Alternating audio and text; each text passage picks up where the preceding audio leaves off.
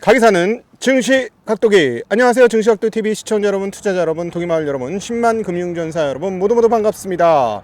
1월 13일 토요일 주말이 밝았습니다. 네, 밝은 정도는 아니고 휘영청, 날씨가 살짝 추워요. 그래서 그동안에 미세먼지가 많았는데 오늘은 뭐 조금 나은 듯은 합니다만 아직 여전히 좀 미세먼지는 좀 있는 그런 주말 아침인 것 같습니다.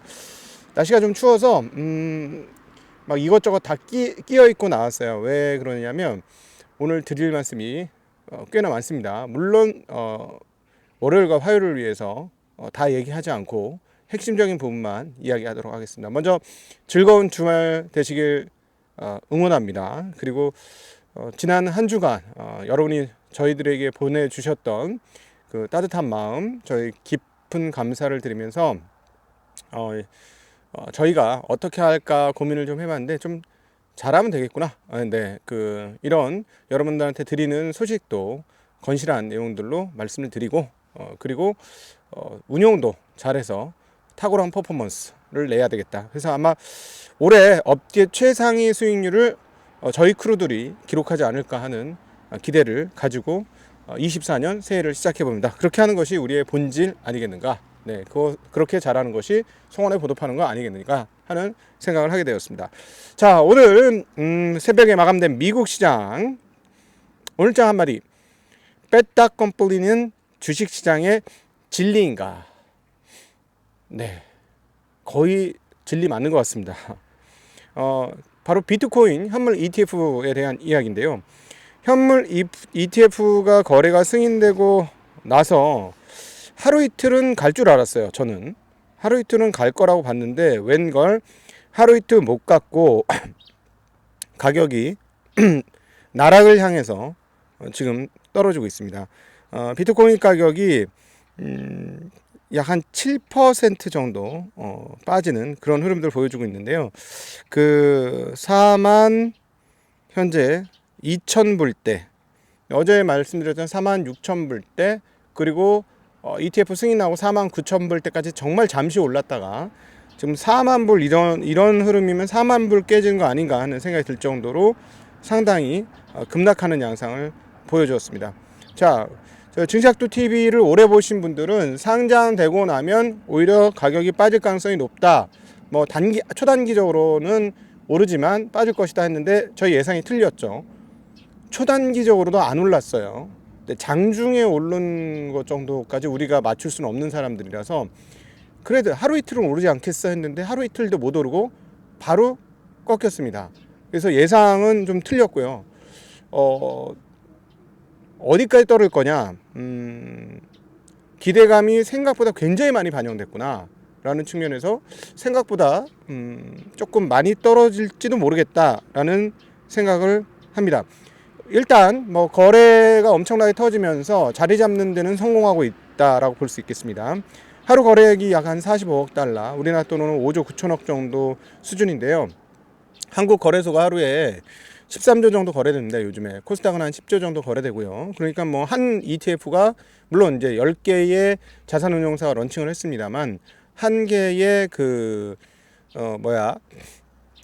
ETF가 6조 정도 거래된다면 거래가 정말 많이 되는 거다라고 또 말씀드릴 수 있을 것 같아요. 가격은 그럼에도 불구하고 역시나 선반영이라고 하는 뺐다 껌뿌리 현상이 발생을 하면서 가격이 폭락하고 있습니다. 이거는 우리 이제 도기마을 분들, 그 다음에 10만 금융전사 분들은 너무나 이제 뻔한 사실로 기억을 하실 텐데요. 그럼에도 불구하고 다시 한번 최근에 들어오신 분들을 위해서 한 번 더 말씀을 드린다면 자산 가격, 그리고 금융시장의 자산 가격이라는 그 움직임은 단순히 이제 금융시장뿐만은 아닌데요. 이런 흐름은 사전에 반영이 되면 실제 그 일이 벌어지고 나서는 호재 발산, 그러니까 끝났다, 이제 다 끝났어, 다 된 거야, 이런 현상이 발생을 하면서 일반인들은 와, 좋은 게 나왔으니 좋아지는 거 아니야? 라고 달려들 때 거기다 물량을 털죠. 자, 이거는 조금 거대 자본을 가지고 있는 사람 입장에서 생각해 보십시오. 거대 자본을 가진 사람, 조금 과하게 얘기해 볼까요? 내가 그날 하루의 거래량의 10%를 핸들링할 수 있는 정도의 수량을 갖고 있는 사람이라면 언제 팔아야 할까요, 여러분? 고점 찍고 확인하고 판다? 어떻게 될까요? 그 사람이 물량 던지면 주가 폭락합니다. 가격 폭락해요. 그러면 그 사람이 결국은 팔 수 있을까? 다 못 팝니다. 안 팔려요. 이 그 주식에서 많이 경험했잖아요. 주식 많이 들고 있는데 개별주야. 그리고 거래량 얼마 안 돼. 시가총액 얼마 안 돼. 근데 엄청 많이 갖고 있어서 팔기 시작해. 그럼 어떻게 되죠? 나 때문에 가격이 툭툭툭툭 떨어져요. 그렇게 되거든요. 자, 그러면 그런 사람들은 언제 팔아야 돼요? 호재가 떠서 사람들이 우와 하고 달려들 때 걷다 그냥 건네주는 거지. 왜냐하면 그런 사람들은 가격이 문제가 아니라 물량을 다 정리할 수 있느냐가 훨씬 더 중요하기 때문입니다. 예. 그래서 이런 현상은 앞으로도 계속해서 나타날 수밖에 없다는 점 꼭 좀 기억을 해주셨으면 좋겠습니다. 이미 다 잘 우리 그 구독자분들, 그다음 도기마을 분들, 10만 금융유전사분들은 이미 뭐 귀에 딱지가 않도록 들은 얘기니까 너무 뻔하게 아실 거예요. 자, 그러면 비트코인의 단기 미래는 어떻게 될 것이냐? 야, 이제 이거 얘기하면 점점 길어지는데 단기적으로는 단기 그리고 약간의 중기 요 정도 측면에서는 워낙 가격이 많이 올랐기 때문에 수익 실현 욕구들 한꺼번에 터지면서 가격이 떨어질 걸로 개인적으로는 생각합니다. 그런데 중장기적으로는 조금 다른 의미가 있지 않을까 하는 생각이 드는데요. ETF 거래가 성사되면서 일단 자산이라는 뭐랄까 비클은 또는 개념은 부여받았다. 거기까지는 성공을 했다라고 저는 보여집니다. 그러면서 제가 이제 곰곰이 생각해봤어요. 야, 이 SEC가 법원의 판단을 존중해서 현물 ETF 거래를 승인했어? 야, 이거 뭐냐? 하고 곰곰이 생각을 해보니까 금융시장에 계속 참여해본 사람의 그냥 개인적 느낌은 이거 하나의 상품 선물 같다. 이런 생각을 좀 하게 되었습니다. 상품 선물. 네. 그러니까 이게 이제 계속 상품 선물의 위치를 하나는 잡았다라는 건 굉장히 의미 있는 거고요. 제도권 안으로 막 들어오기 시작했다라는 것을 의미하기도 합니다. 근데 이제 계속 이렇게 된다면 앞으로 어떻게 될까요? 제 생각에는 일단은 아마 금과 비슷한 성향을 가질 가능성이 굉장히 높아 보인다라는 생각을 합니다. 그리고 이제 디지털 금의 역할을 할 수 있을 것 같은데요. 오늘 자산 가격 움직임에서도 보면 재미난 현상이 비트코인이 폭락을 하자 금 가격이 올랐어요. 금 가격. 저는 그게 눈에 굉장히 띄더라고요. 달러 가치가 떨어졌냐? 아니에요. 달러 가치는 어제와 비슷합니다. 아주 소폭 올랐어요. 비슷합니다. 그런데 금 가격이 금 가격이 2031불에서 뭐 미약합니다만 2053불로 올랐어요. 왜지? 약간 대체제 성격이 있는 거 아니야? 서로 간에 상관관계, 대체 상관관계가 있는 거 아니야? 라고 생각했는데 그 부분이 조금 눈에 띄더라는 것이죠. 그래서 향후에 일단 이 방향성은 그 디지털 금의 성향을 띠고 갈 가능성이 좀 있다라고 보여지고요. 그냥 장기적인 생명성에 있어서는 거래가 가능할 것이냐, 이걸 가지고 어떤 썸띵의 거래가 금 가지고는 거래 가능하잖아요. 예를 들어 내가 금덩이를 하나 주면은 뭐 할인을 해서 받더라도 현금을 받을 수 있죠. 예를 들어 지금 뭐 8,500만 원이다 금 1kg에. 그러면은 내가 그거 주고 나 8,100만 원만 줘 하면 받을 수 있을까요, 없을까요? 받을 수 있죠. 그렇죠? 거래가 되는 거죠. 근데 이런 거래 성향을 가질 수 있느냐인데, 제가 보기엔 현물 ETF로 넘어오면서 이 가능성은 매우 높아졌다고 보여집니다. 이건 정말 가능성이 높아졌다. 왜냐하면 현물 ETF에서 한 번 더 파생하면 되잖아요. 한 번 더 ETF도 파생을 한 거긴 하지만 한 번 더 누군가 파생을 시켜서 그거를 거래를 성사를 시켜주면 되는 거 아니겠습니까? 예. 그러면은 뭐 거래가 가능하면서 비트코인의 확장성은 상당히 커질 수 있다. 제가 작년이가 재작년부터 계속 얘기했죠. 한 10년간 계속 유지되면은 이게 사람들 눈에는 실물처럼 보이기 시작할 것이다. 그림도 마찬가지 아니냐. 옛날에 그림 누가 돈 주고 사고 파냐. 그냥 내초성학으로 좀 돈 줬지. 근데 계속 보다 보니까 이게 상품으로 보이는 거 아닙니까? 그러니까 경매에서 아주 높은 가격으로 거래되고 그러는 거 아니에요? 죽은 작가의 상품, 유명한 그림인 경우에. 그러니까 그런 성향을 가질 수 있다. 그런데 말입니다.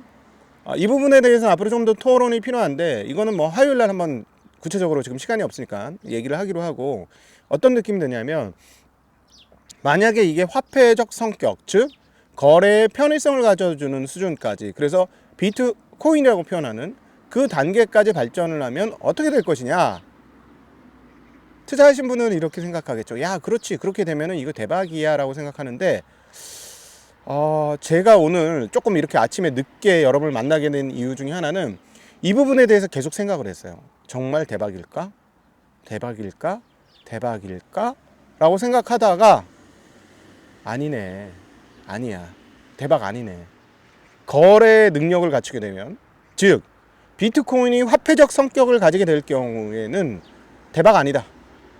그게 제 개인적인 결론입니다. 이 부분에 대해서는 화요일 날 아침에 한번 심도 있게 한번 제가 왜 여기까지 제 생각의 프로세스가 왜 여기까지 왔는지에 대해서 말씀을 나누도록 하겠습니다. 그래서 여기 궁금하신 분들은 한번 저와 같이 생각을 나누고 그 다음에 또 질의응답 시간에 서로의 의견을 교환하면 좋을 것 같습니다. 제가 보기에는 화폐적 성격을 가지면 현재 투기자들이 생각하는 그런 모양새하고 전혀 다른 방향성이 나올 것이다 라는 판단을 아니할 수가 없는 상황이다. 오히려 금에 더 가까워진다 라는 게 지금 제 오늘 오전에 한 20-30분 곰곰이 생각하면서 도달했던 결론입니다. 이거는 화요일 날 같이 이야기 나누도록 하죠. 근데 오늘 진짜 더 재밌는 거가 있어요. 그러니까 이 얘기를 길게 하지 못하는 이유가 더 재밌는 게 있어. 중국. 야, 중국. 저희 우리 건시와 함께 중국을 계속해서 커버리지 했기 때문에 저희가 이제 3년 가까이 되거든요. 자, 서당계 3년이면 풍어를 읊는다. 각도개가 서당계 3년 각도 강아지가 풍어를 읊기 보여. 계속 들으니까 이거구나 라고 보이는데 최근에 이제 김경환 애널과의 대담을 통해서 다시 한번 마음속에 그런 것 같은데 하던 게 조금 더 확인이 된 부분이 있는데요. 생산자 물가가 압도적으로 중요합니다. 오늘 소비자 물가, 생산자 물가 지수가 발표가 됐는데요. 소비자 물가는 플러스는 났어요. 중국의 소비자 물가 지수 전년 대비 플러스 아니구나. 전월 대비 0.1% 플러스 났고 전년 대비는 마이너스 0.3. 지난번에 마이너스 0.5보다 조금 개선됐고 전월 대비 0.1이니까 일종의 플러스라고 볼 수 있는데 이건 그렇고 그런데 이게 중요하냔 말이에요. 아니라니까. 아니야. 제가 보기에는 중국은 생산자 물가 지수가 월등히 더 중요합니다. 네.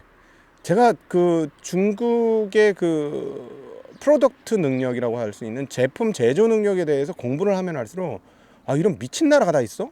할 생각이 들어요. 얘네하고 맞짱 뜨면 진짜 되겠어? 아니 왜냐하면 얘네의 수요 대상국이 전 세계예요. 전 세계라 보니까 뭘 하나 만들면 물량 뛰기가 장난이에요. 그래서 오늘 어떤 사이트에 들어갔더니 야 진짜 세계의 공장이라는 게 느껴지는 게 제가 오늘 갑자기 이제 커피 머신에 관심이 가져져 가지고 자동 커피 머신을 한번 알아봤어요. 그래서 중국의 유명한 자동 커피 머신을 만드는 회사를 가봤더니 가격이 이렇게 만들어져 있더군요. 한 개에서 50개까지 살 때는 이 가격, 100개에서 200개까지는 이만큼, 200개에서 300개에는 얼만큼, 300개 이상은 얼만큼 가격이 뚝뚝뚝 떨어져요. 가격 제시 자체가 어떻게 되냐면 흥정이 아니라 한 개 사면 요 가격이고요, 100개 사면 요 가격이고요, 300개 이상 사면 요 가격이에요. 얘네는 가격 설정을 이렇게 하는구나. 와, 놀랍다. 이 시장을 어디를 봤기 때문에 그럴 걸까? 일단 중국 친구들에 비해서 자동 커피 머신 같은 경우는 서양 애들 훨씬 더 많이 쓰죠. 그죠?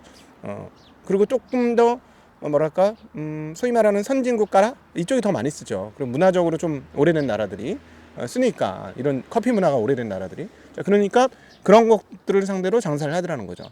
자, 세계의 공장이라는 게 더 명확하다라는 걸 다시 한번 오늘 아침 느끼면서 자, 그렇다면 소비자 물가보다는 생산자 물가가 훨씬 중요한데 생산자 물가 전년비가 나왔어요. 마이너스 2.7%. 지난번에 마이너스 3.0%니까 개선된 거야? 아니, 전월비는 마이너스 0.3%. 자, 그러면 수출입도 나왔는데 수출은 좀 늘었고요. 수입은 아주 조금 늘었습니다. 무역 수지는 기존에 683억 달러 흑자에서 753억 달러 흑자예요. 근데 이 나라는 무역 수지가 중요할까요? 전 여기에 문제가 있다고 봐요. 중국은. 무역 수지가 중요하다고 보게 되면, 즉 수출이 중요하다고 보게 되면 이 나라는 지금 해결할 방도가 없다. 왜? 누구한테 지금 목줄을 잡혔습니까? 미국한테 목줄을 잡혔죠. 자, 그리고 제일 큰 나라는 유럽이에요. 제일 큰 판매처는. 그럼 유럽이 중국 편을 들어주겠어요? 미국 편을 들어주겠어요? 둘 다 싫지. 둘 다 싫은데 분위기상 보니까 얘네가 우리나라 와서 전기차도 판대네. 유럽까지 와서 자동차 종주국인 우리 유럽에 와서 독일에 와서 이거 못 봐주겠는걸? 그러면은 중국 편 들어줄까요? 좀 애매합니다. 좀 애매해요. 그러면 미국이 목줄을 꽉 쥐고 있는 이 상황들이 유지가 된다면 수출 잘해서 될 턱이 있을까? 수출이 잘 될 턱이 없고, 첫 번째 수출만으로 해소가 안 된다. 그럼 결국 뭘로 해소해야 되나? 내수로 해결해야 된다. 근데 그 근거는 있죠. 엄청난 많은 인구. 근데 문제는 뭐냐면 그 내수를 지금까지 뭘로 띄웠다? 부동산으로 띄웠다. 신났지. 그동안에 신났어. 세계 최고로 발전하는 이 거대한 국가가 1년에 막 6%, 7%, 8%씩 성장하는 미친 성장률을 기록하는 진짜 대단한 나라였죠. 근데 그게 잘못된 거였어요. 어느 정도 규모가 오고, 예를 들어서 GDP 규모가 독일의 유럽의 국가 독일이라든가 영국, 독일을 제끼고, 그 다음에 이제 일본을 제끼고 이렇게 오는 상황이었으면 그런 방법을 더 이상 하면 안 됐었다는 거죠. 근데 폭주 기관차는 쉽게 멈추지 않죠. 그리고 부채가 느는 순간에는 어떻다? 모두가 행복하다. 모두가 행복하니까 그냥 고한 거죠. 고했으니 이제 앞불싸 하고 나서 막았는데 안 막혀. 그리고 갑자기 가격이 떨어지니까 다른 거 아무리 부양을 해도 돼, 안 돼? 안 돼. 왜? 부동산 비중이 너무 크니까. 부동산 비중이 압도적으로 크기 때문에 다른 거 아무리 부양하고 띄우고 제조업 살리고 어쩌고 저쩌고 막 해서 TMT고 뭐고 해서 국유고 인프라고 SOC고 막 해도 사실 여러분 의외로 SOC 많이 돼 있습니다. 중국. 많이 돼 있어요. 그럼 뭐냐? 이제 얘기가 나오는 게 제2의 일본을 향해 간다. 지금 방향성도 제2의 일본이에요. 자, 무슨 말이냐? 중국은 이제 디플레 국가가 되었다 라는 것이죠. 디플레 국가. 자, 과연 중국은 이 디플레 환경을 어떻게 돌파할 수 있을까요? 예. 그리고 그럼 중국은 언제 투자를 해야 할까요? 우리 2년간 진짜 죽사발을 놨습니다. 자, 진짜 완벽하게 죽사발 난 영역 중국 투자였습니다. 결국은 그러면 언제 회복될 거냐? 가장 바로미터는 다른 여러 가지가 있습니다만 사회융자 총액 M2 증가율 이것도 보여드릴 거예요. 월요일날 보여드리는데 전년 대비 증가율은 오히려 줄고 있어요. 네. 그러니까 사실 이걸 더 띄워도 될까 말까인데 그 증가폭은 좀 줄어들고 있다는 거. 저 M2 증가율 이런 것들이, 대출 증가율 이런 것들이 오히려 증가율은 줄고 있다. 아니, 총량은 늘죠. 총량은 느는데 그런 상황이고요. 결국은 생산자 물가 지수가 올라야 된다. 예, 생산자 물가 지수가 올라. 왜? 세계 공장이니까. 왜? 지금까지 그렇게 세팅을 값을 만들어 왔으니까. 그런데 장기적으로는 어떻게 해야 된다? 소비를 늘려야 된다. 자, 근데 부동산 가격 오르는 데서 소비가 살아나요? 안 돼요. 부동산으로 띄운 경기 소비 안 살아납니다. 제가 보기에는. 예, 소비 안 살아날 것이다. 참, 그럼 부동산 다시 띄워? 단기적으로는 언발의 오줌 누기입니다. 언발의 오줌 누기는 할 수 있습니다만 부동산 가격이 다시 뜨면 쉽지 않다. 결국은 제2의 일본을 향해서 가고 있는 궤적이 포착이 된다. 자, 그러나 하나 이제 유의할 건 뭐냐면 일본, 미국 이런 나라들의 학습 효과가 있기 때문에 이것들을 배워왔기 때문에 조금 더 구체적인 방안들을 쉽게 만들 수 있지 않을까 하는 생각이 듭니다. 미국의 연준이 그렇지 않습니까? 학습이 많이 되다 보니까 방법이 많지 않습니까? 네.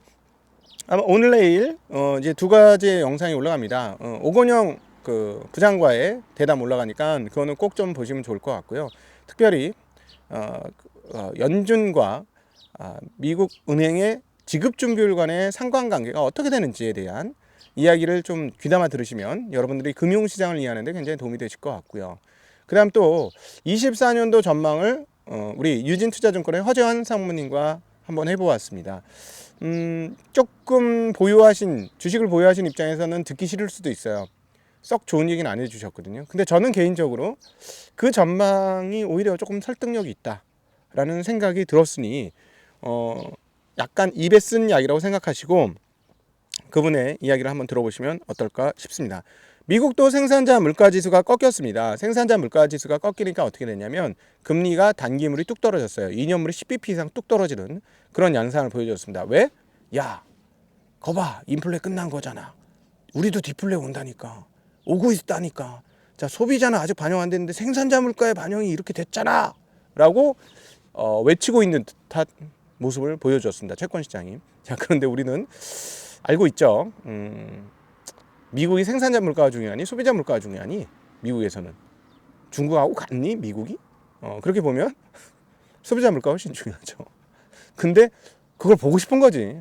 그러나 물론 영향을 안 미치는 건 아니죠. 시차를 두고 영향을 분명히 미치긴 할 겁니다. 그것도 보아야 될 거고요. 유가는 매우 안정적입니다. 지금 중동에서 미국과 영국이 그 예멘, 그러니까 후티 반군에 대한 그 폭격을 했거든요. 공습을 했습니다. 그래서 사람 죽었다라고까지 나오는데도 불구하고 유가가 안 올라요. 되게 안정적이다라고 보여지고요. 자, 기업 뉴스로는 항공주들이 폭락을 했습니다. 델타 항공이 실적이 굉장히 양호했거든요. 근데 앞으로 전망을 좀 꺾으면서 그 가격이 9%나 떨어졌고요. 유나이티드는 무려 10%나 떨어졌고 다른 그 항공사들도 4% 5%씩 아주 큰 폭으로 가격 그 주가가 떨어졌습니다. 테슬라도 가격이 꽤 그 3%나 떨어졌는데요. 지금 연타 떨어지고 있어요. 어제 제가 말씀드렸지만 이거 안 좋은 뉴스인데 유럽에서 단순히 부품만의 문제면 뭐 좀 그럴 수도 있지만 그래도 어쨌든 좋은 뉴스는 아닌 것 같은데 라고 말씀을 드렸는데 하나 더 떴습니다. 중국에서 테슬라의 모델 가격을 인하한다는 뉴스가 떴습니다. 좋지 않은 뉴스입니다. 투자자 입장에서는 전략적으로는 맞는 선택일 수 있어요. 물량을 계속 내는 게 중요합니다. 테슬라의 앞으로 3년, 5년간 지상 과제는 OEM 업체보다 더 많은 전기차를 생산해서 판매할 수 있어야 한다는 게 그들의 과제입니다. 그리고 그들은 그 과제를 잘 수행하고 있습니다. 하나의 문제점이라고 볼 수 있는 것은 투자자들의 기대가 클 뿐이에요. 테슬라는 문제없이 잘하고 있어요. 딱 하나의 문제는 투자자들의 기대감이 크다는 게 테슬라가 가진 제일 큰 문제다라고 저는 얘기해 볼 수 있겠습니다. 이거는 뭐 계속해서 동일한 말씀을 드리는 거고요. 그럼에도 불구하고 테슬라에게 가장 큰 경쟁 상대는 벌써 이거 한 1년 전부터 얘기한 것 같은데 1년도 더 된 것 같은데요. 중국의 전기차 업체들이 될 것이다. 너무나 뻔하고 명확한 미래다. 네, 역시나 그 바람이 불기 시작했다. 얼리 어댑터들은 사죠. 저도 그러고 봤더니 얼리 어댑터인 것 같아요. 사는데 그 다음부터는 가성비가 매우 중요해집니다. 제가 보기에는 테슬라는 모델2를 빨리 만들어야 되는 상황에 점점 봉착하고 있다. 안타깝게도 사이버 트럭이 생산 효율성에 있어서 그동안이 보여주었던 테슬라의 모습을 보여주지 못했고 그것은 결국은 일론 머스크의 과욕에서부터 잉태된 것이다 라고 단기적으로 결론 지을 수밖에 없습니다. 훌륭한 차지만 그 골격은 생산성 향상에 한계를 가져왔다는 점을 부인할 수가 없을 것 같고요. 그것으로 인해서 차기의 성장 모델로서의 사이버 트럭이 역할을 제대로 못하게 됐다는 것이 23년 후반과 24년 초반에 주가적으로 테슬라에겐 안 좋은 영향을 미쳤다라고 또 정리해 볼 수 있을 것 같습니다. 모델 2는 아직까지 얘기가 없어서 과연 언제 나오게 될까 의문이네요.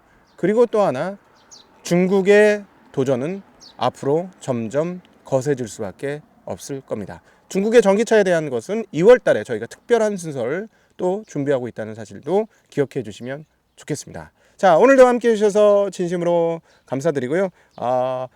해가 따뜻하네요. 온갖 거를 다 꽁꽁 싸매고 왔거든요. 근데 생각보다 바람이 안 불고 해가 따뜻해서 별로 안 추웠어요. 맨손으로 들고 있는 이 오른손만 좀 차갑고 괜찮네요. 여러분 행복하고 즐거운 주말 되시길 빌겠습니다. 긴 시간 함께 해주셔서 진심으로 감사합니다. 인사드려요. 안녕. 안녕.